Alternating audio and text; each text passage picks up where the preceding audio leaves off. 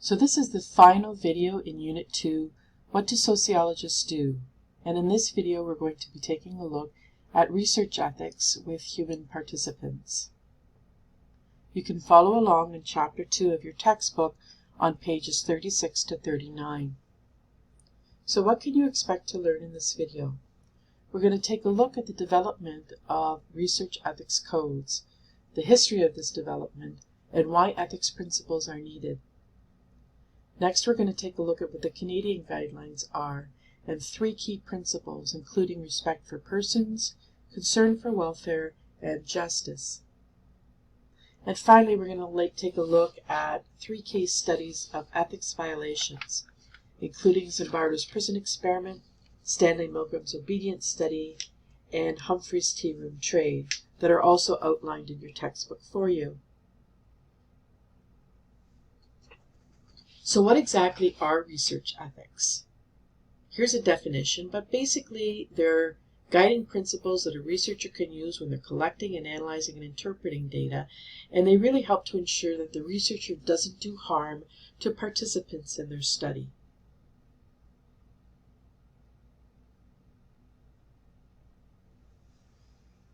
So research ethics are basically guidelines.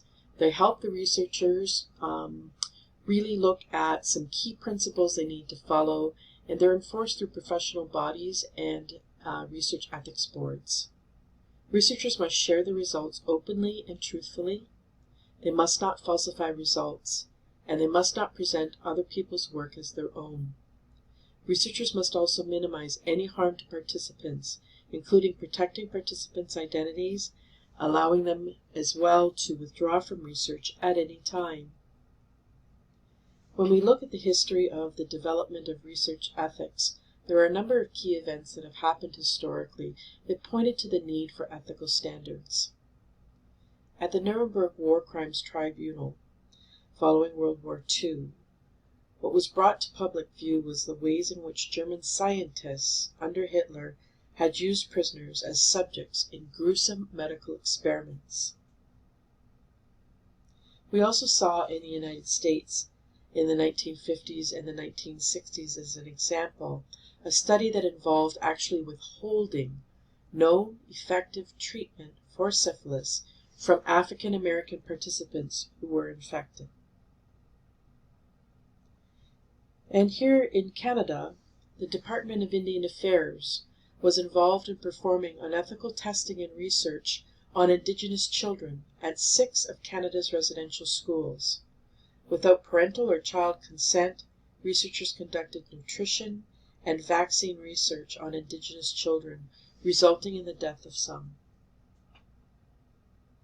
So obviously, all of these events forced the examination of the need for ethical standards, and a consensus emerged that potential human subjects needed to be protected from using experimentally. But at the same time, there was also pressure from terminal patients. So cancer patients and persons with AIDS in the 1990s began to fight publicly with the medical establishment. Those who were threatened with fatal illnesses were saying to the research establishment that they wanted to be test subjects, even under experimental conditions of considerable risk. We see an example here with Carl June. He's a doctor pictured on the right, and he's a well-known pioneer in the field of immunotherapy. He has successfully re-engineered T cells from children with stage 4 leukemia and injected them back into their bodies, resulting in many of the children showing absolutely no further signs of leukemia.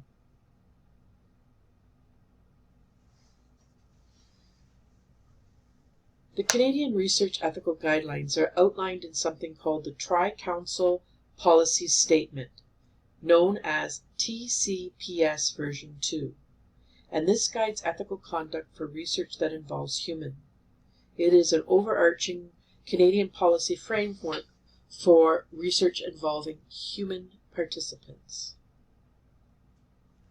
It has 3 key principles: respect for persons, concern for welfare, and justice.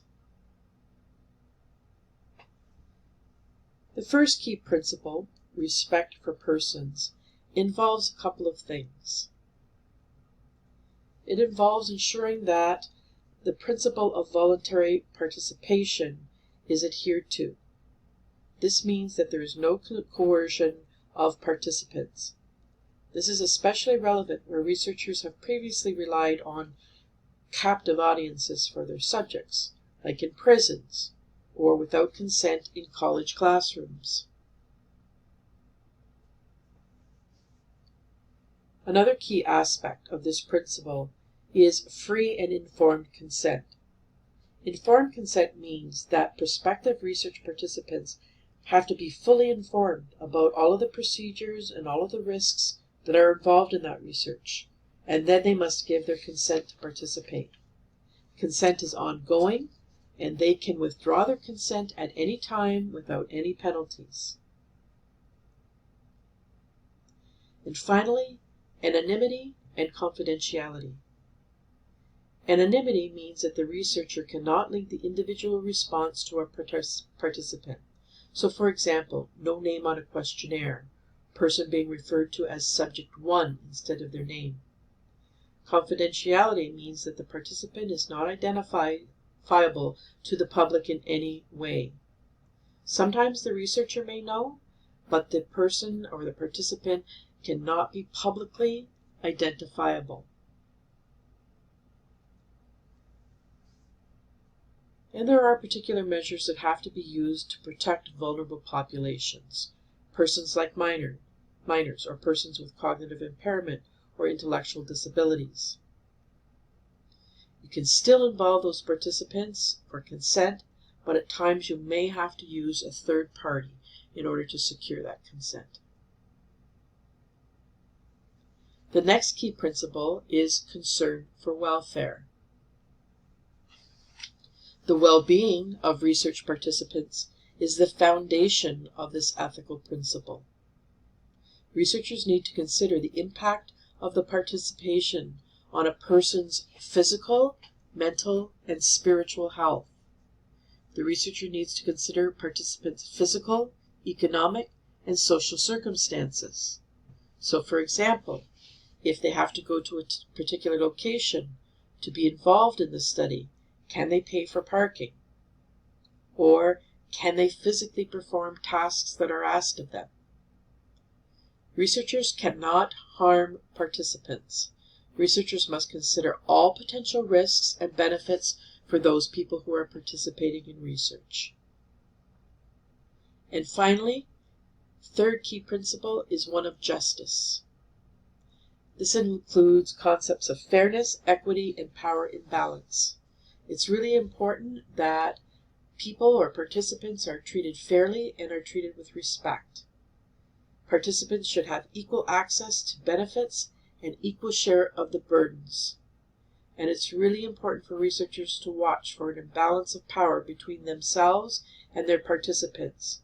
We see a very poignant example of this in research that was done on prisoners who were incarcerated. So let's now take a look at a couple of case studies. In this video, we're going to take a look at Stanley Milgram's obedience study and any ethical violations with respect to those three key principles. I've also posted online for you on Blackboard Zimbardo's prison experiment in a documentary called Quiet Rage.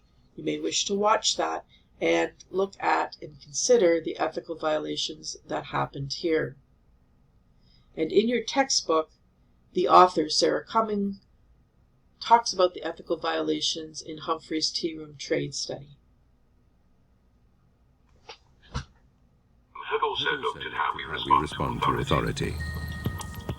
In order to understand how people were induced to obey unjust regimes and participate in atrocities such as the Holocaust, he set up an experiment.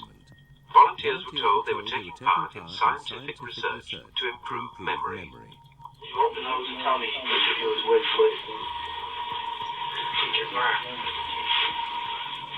Separated by a screen, the teacher would ask the learner questions in a word game and administer an electric shock when the answer was incorrect. He was told to increase the voltage with each wrong answer. Cloud, horse, rock, house. Answer. Wrong. 150-volt. Answer, horse. Experiment. That's all. Get me out of here. Get me out of here, please. Continue, please. Right on. The experiment requires you to continue, teacher. Please continue. Participants didn't know that the learner was really an actor, and the so-called shot was harmless. You're gonna get a shot. 180 volts. I can't stand the pain. Take me out of here. Stand it. I'm not gonna kill that man. I mean, who's gonna take the responsibility if anything happens to that gentleman? I'm responsible for anything that happens here. Continue, please. All right, next one. Slow. Walk, dance, truck, music. Two-thirds of volunteers were prepared to administer a potentially fatal electric shock when encouraged to do so by what they perceived as a legitimate authority figure, in this case, a man in a white coat. 375 volts. I think something's happened to him falling there. I'll get no answer. He was hollering all this voltage. Can't you check in to see if he's all right, please? Milgram's findings horrified America. They showed that decent American citizens were as capable of committing acts against. So let's apply some of the key principles, here principle 1 and 2, to Stanley Milgram's obedience study. And you just saw a short clip. Remember that the participant is actually the person who played the role of teacher and not learner. So were participants fully informed about the risks? Was consent provided on an ongoing basis? Could subjects withdraw? So no in all of those. And concern for welfare. Was the well-being of the participant in this particular circumstance, being the teacher, maintained at all times through the research process? Obviously you could see that there was probably mental distress caused to the teachers. Was consideration given to the impact of research on their physical, mental, or spiritual health? I would say no. And did the researcher uphold the principle of do no harm? It's probably debatable. And certainly when you're considering ethical guidelines, you'd be looking at what was the degree of harm. If you wish, you can look at Zimbardo's prison experiment in the documentary posted on Blackboard for you called Quiet Rage.